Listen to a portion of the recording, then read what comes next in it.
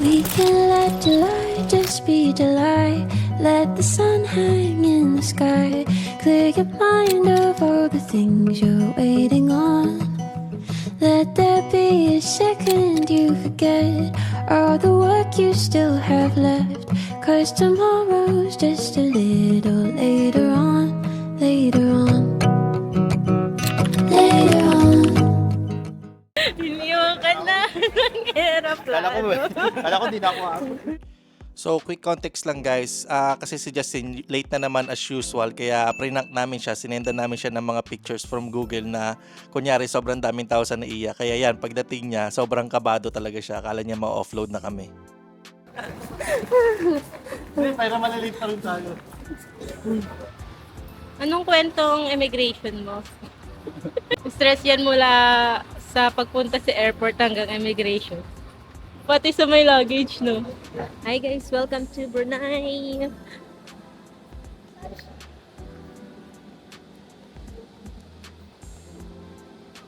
Nandito kami ngayon sa Brunei Airport.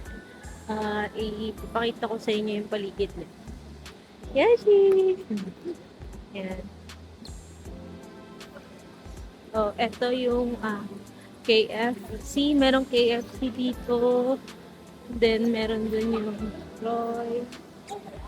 May BST. Bibili sana namin ng SIM kaso baka magsara na siya. Aabot pa ata kasi hanggang 11 PM siya. Nga pala guys, walang time difference yung Brunei and Pinas. So kung anong oras sa Pilipinas, yun din yung oras namin ngayon. Yan. Dito kayo bibili ng SIM. So merong 8 GB for $10. So guys, so nandito na kami sa hotel namin sa Wafa Hotel. So eto yung third floor. Dito yung reception nila and lobby. So tignan nyo. Meron dito. Oh, Jesus. Kung ready ka nang ikasal. Ready ka na ba ikasal, Justin? Kakasal na si Justin. So, pagkatapos dito sa may Wafa Hotel, lobby, and reception, pupunta naman kami sa aming room. Anong room number? PH15, penthouse 15. Sa penthouse. Wow, parang tunog mamahalin penthouse. Ayun na. Matatapos ng paghirap. Tapos na yung araw. Matatapos na ba? Ay, tapos na! Kasi 12 na eh. Kaya pala siniswerte na tayo eh. Okay, eto na. Oh, dito pala embassy ng Pilipinas. So, yung Wafa Hotel kasi, may shop siya sa baba. May mga bilihan ng damit. So, bukas ipakita ko sa inyo.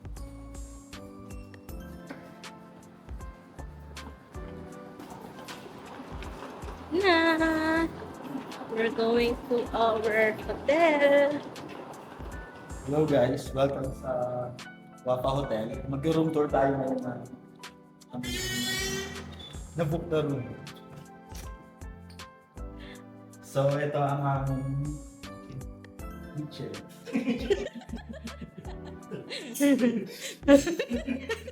Okay. What's in the kitchen? Meron tayong, ang tawag dito? Oven. Oven. Mayroong multo dun. Oven, induction. Tapos may F. Tapos, ito naman yung first room for single lang. Walang jowa. Single long. Ito yung Single CR. long. Wow. Ang ganda ng CR. Look, shh, don't shout. Tapos, pwede tayong laundry, washing, dryer. Wow. Sirain mo. At ito yung master bedroom. CR. Yun, ang lako. So, hi guys! So, ito yung Wafa Hotel na nabook namin. Meron ditong sofa. Yan. Kita nyo? Kasya dalawang tao. Okay. And then, mayroong mini table dito. At ito naman yung kitchen area. Ito yung nagustuhan namin kasi pwede kang magluto. And eto si Justine. Nagkakape. Muntik na maiwan. Muntik na maiwan yan. So maraming aberya yan mula sa immigration sa Pinas hanggang dito sa Brunei. Ayan. May kape. And then, eto yung oven. And eto naman yung lababo if you want to wash something. And eto yung ref. So, may ref. So, ang linis niya, guys. Ang ganda talaga. Ang ganda dito. And, eto yung hallway papunta sa first room and the master bedroom. So, dito muna tayo sa first bedroom. Eto. Dito mag-stay si Justine. Yan. So, for single person lang siya. Ayan. And, ang lamig. Ang lakas ng aircon. Ang lamig talaga.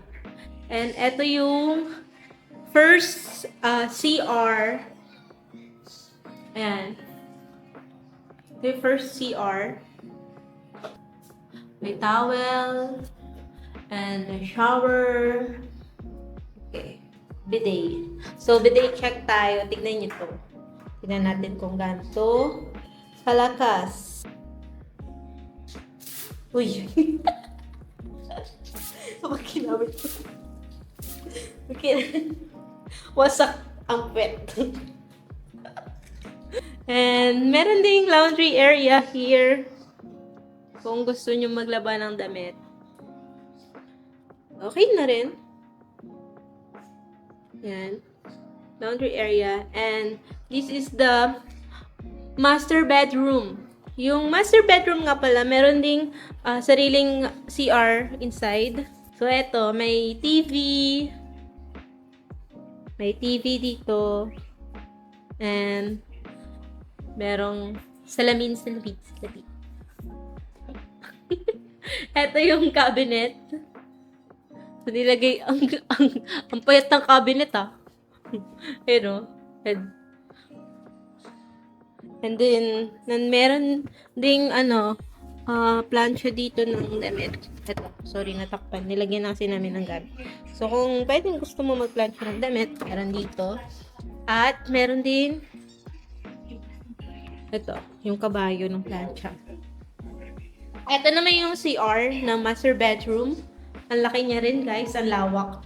Tissue, and baso. And ito yung shower area. So look, meron ding towel and the shower. Ito yung master bedroom ng Wafa Hotel na nabook namin. Hindi ko mapapakita sa inyo labas kasi gabi na. So ngayon, i-interviewin natin si Justine about sa kanyang karanasan sa pagbiyahe papuntang Brunei. Okay. Justine. Hi! First night namin dito sa Brunei. And alam nyo ba guys na gutom na kami kasi pagdating namin sa airport mga 11:40 na kami nakalabas doon. Sumakay kami ng DART. So from airport to Wafa Hotel, gumastos ng 750? Tama? 750. Kaso lang, ang problema, sarado na yung mga kainan and shop dito. Tinanong namin doon sa lobby. Sabi, wala na daw bukas. May libre naman tong free breakfast bukas. Kaso 6:30 pa. Ay, sakit na ng tiyan namin. Gutom na talaga kami. Ikukwento ni Justin yung kanyang karanasan from Pinas to here.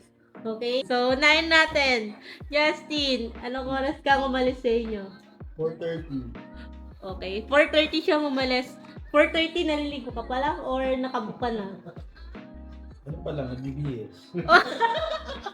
Sabi na eh!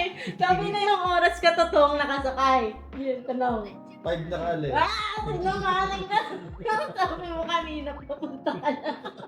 Sabi niya kanina sa chat, 4 p.m. papunta na daw siya. Yung pala, 5:30 pa pala siya nakasakay. Ito na nga yung pinaka-main part nangyari kay Justin. Kasi meron kaming kids, so sa priority lane kami, dumaan. So, priority lane kami pumila sa immigration. Tapos, sinama na namin si Justin kasi mahaba nga yung pila and malapit na rin yung boarding namin. Kaso, ang problema, parang na-bad trip yung immigration officer. Na-bad trip ata siya kasi sabi niya kay Justin sa susunod daw, pumila siya sa kabila para fair daw sa mga pumipila. Ayun, so maraming tanong sa kanya. Ano yung first question sa Justin? Sino yung sponsor ng travel mo? So, yung first question niya is, sino daw yung sponsor ng travel niya? Ano sagot mo? Ako. Tapos, tinanong ko anong work. Okay. Sabi ko self-employed. So, tinanong naman kung anong sa self-employed o hindi na. Hindi na. Tapos, ano pa? Tapos tinanong yung hiningan ako nung I-travel ko. yung itinerary. yung booking Itinerary, ticket. okay. Tapos, tinanong ako kung gaano ko nakatagal na friends kayo. Ganun. Oh, ang dami nga. Buti nandun pa tayo kasi Oo. hinahanap ko. Buti na lang, kahit na bawal dun mag-wait sa may immigration, hindi kami umalis kasi parang nagkakakutob na kami ni Carl na sasabit si Justin. Sa para pag may kailangan siya, matatawag niya kami. And yun nga, inanap sa kanya yung return ticket. Inanap sa kanya yung return ticket and veterinary. So, nakabahan na rin si Carl kanina kasi akala niya magsi-second interview si Justin. Kasi kapag nag-second interview si Justin, wala na, hindi na talaga siya makakaabot kasi pa-boarding na yung pa-boarding na yung flight namin. And after that, pagtapos namin sa immigration, kala namin okay na yung kamalasan ni Justin. Pero meron pa pala dun sa sa may checking ng luggage. Alam ko na kung bakit ka tinanong. Kasi may food. Oo.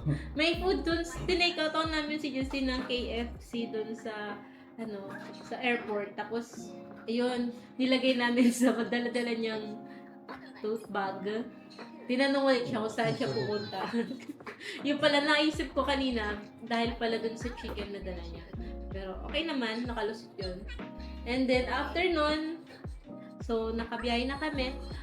Pagdating naman dito sa Brunei, tinanong ulit si Justin. Ano na to yun? Return ticket. Return ticket. Kasi sa amin kasi smooth lang eh. Nistamban na agad yung namin, yung passport namin. Tapos si Justin na naman yung sumabit doon sa immigration. So may mga question na naman sa kanya. So ayan guys. Pero sakto-sakto ang 12 na ng midnight, nawala na yung sumpa ni Justin. Nawala na yung sumpa ni Justin. Ang bait ng Grab na nasakyan namin. Ay, yung Dart na nasakyan namin. Kasi marami siyang mga suggestion and recommendation ng mga restaurant at nagbigay siya ng mga advice. So, yun lang guys for tonight. Mag-imagine muna ako ng pagkain. Gutom na talaga. Gusto niyo nakaharap? Bye-bye guys!